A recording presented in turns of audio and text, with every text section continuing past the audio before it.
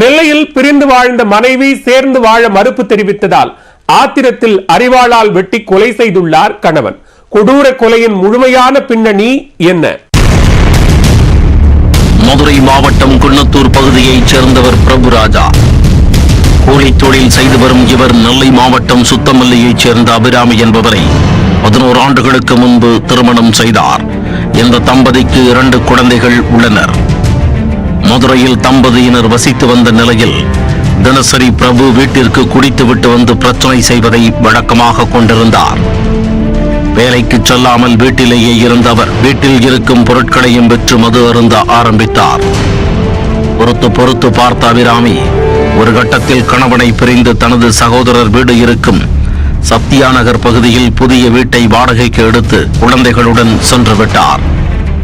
வருமானத்திற்காக நெல்லை down பகுதியில் உள்ள நகைக்கடை ஒன்றில் வேலை பார்த்து வந்தார்.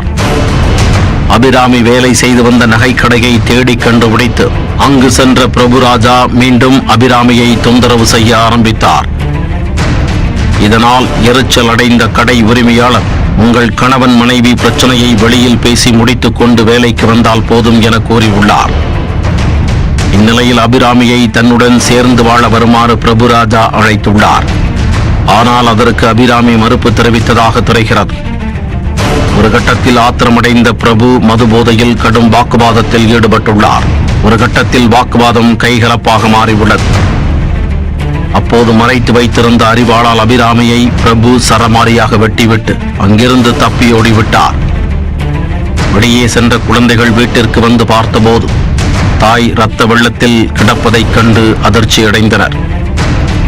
அருகில் இருந்த அபிராமியின் சகோதரர் வீட்டிற்கு சென்று அவர்கள் அழுது கொண்டே தகவல் தெரிவித்துள்ளனர்.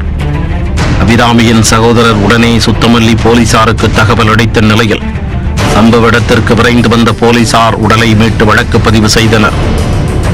தப்பியோடிய பிரபுவை தீவிரமாக தேடி வந்த போலீசார் அவரை சுற்றி வளைத்து கைது செய்தனர். மது போதை வெறியில் கணவனால் மனைவி வெட்டி கொல்லப்பட்ட சம்பவம் அப்பகுதியில் பெரும் பரபரப்பை ஏற்படுத்தி உள்ளது.